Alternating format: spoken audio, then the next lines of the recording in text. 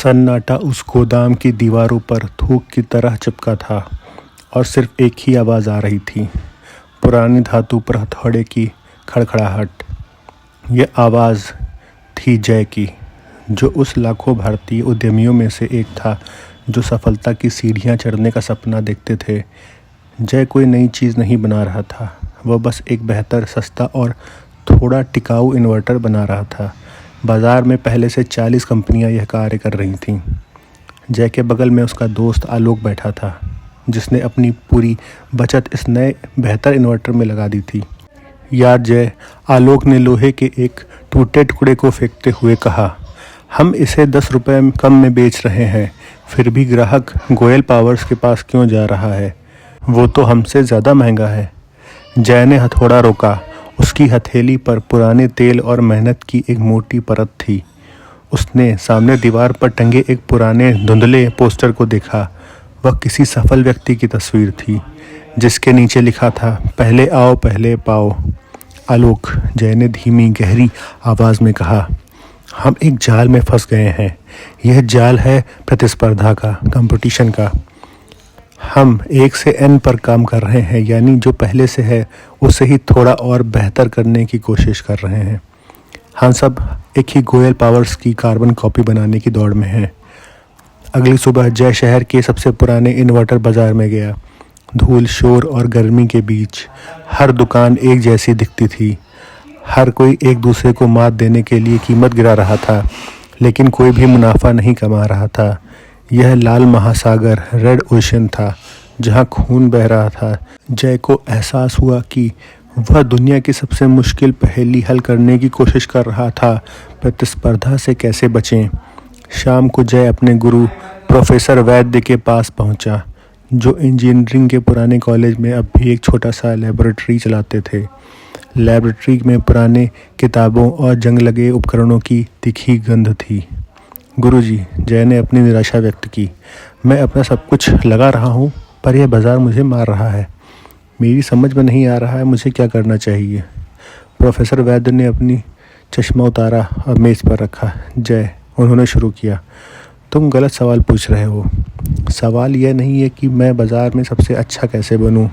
सवाल यह है कि मैं कौन सा ऐसा ज़रूरी सच जानता हूं जिस पर बाज़ार में कोई विश्वास नहीं करता।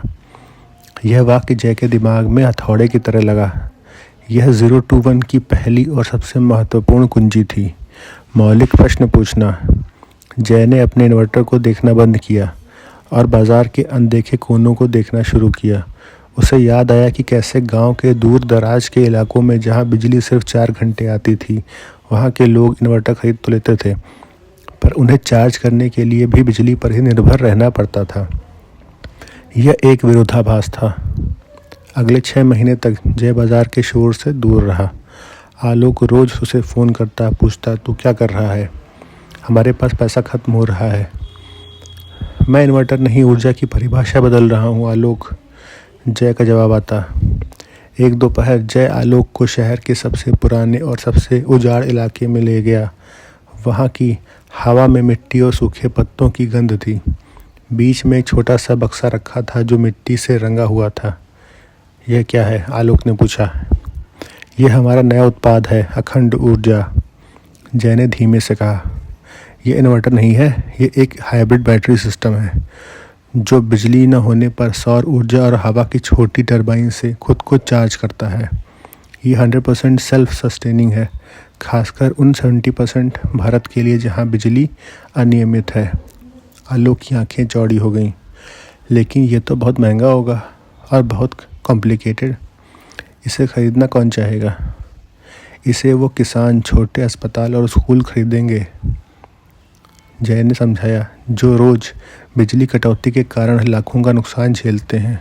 मेरा उत्पाद सिर्फ बिजली नहीं दे रहा है, मैं उन्हें स्वतंत्रता दे रहा हूँ। मेरा उत्पाद बाज़ार के सभी 40 इन्वर्टर से 10 गुना बेहतर है, सिर्फ 10% नहीं।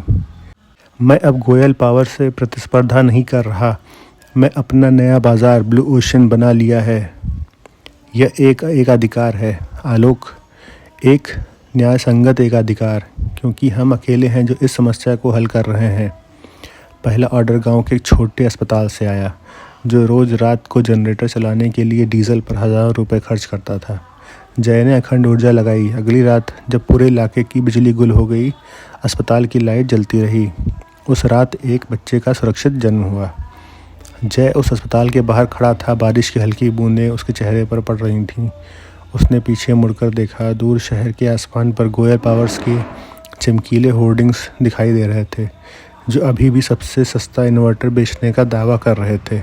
आलोक ने जय के कंधे पर हाथ रखा। तूने बाजार को मात दे दी। जय ने सिर उठाया। उसकी आंखों में अब कोई थकान नहीं थी, सिर्फ एक शांत निश्चय। नहीं आलोक, मैंने बाजार को मात नहीं दी। मैंने खुद को बाजार से अलग कर लिया। मुझे समझ आ गया कि सबसे बड़ी सफलता आगे निकल जाने में नहीं है, बल्कि उस जगह को खोजने में है जहाँ कोई और नहीं पहुँचा है। सच्चा आविष्कार हमेशा एक रहस्य होता है, एक ऐसा रहस्य जिसे आप जानते हैं और दुनिया नहीं। उस क्षण जय को अपनी कंपनी में अद्वितीय तकनीक, प्रोप्राइटरी टेक्नोलॉजी, स्केलिंग क्षमता और सबसे महत्वपूर्ण उसका दीर्घकालिक दृष्टिकोण, लॉन्ग टर्म विजन स्पष्ट रूप से दिखाई दिया। वह अब कल की चिंता नहीं कर रहा था, वह अगले 10 साल का इतिहास लिख रहा था। वह 0 से 1 तक पहुंच गया था। दोस्तों, ये कहानी हमें पीटर थिल की किताब 0 to 1 का सबसे गहरा सबक देती है। प्रतिस्पर्धा मौत है। यदि आप वही कर रहे हैं जो पहले से हो रहा है 1 से n, तो आप एक गहरे गड्ढे में लड़ते रहेंगे। असली सफलता तब मिलती है जब आप एक मौलिक प्रश्न पूछते हैं, मैं कौन सा एक ऐसा अनसुलझा रहस्य जानता हूँ जो दुनिया के लिए बड़ी समस्या को हमेशा के लिए हल कर देगा। अपने लिए एक नया बाज़ार बनाएं, एक ऐसा एकाधिकार जहां आपकी तकनीक, आपकी कहानी और आपकी दूरदृष्टि आपको बाकियों से 10 गुना बेहतर साबित करे। भीड़ में मत चलिए, अपनी खुद की शून्य से एक यात्रा शुरू कीजिए।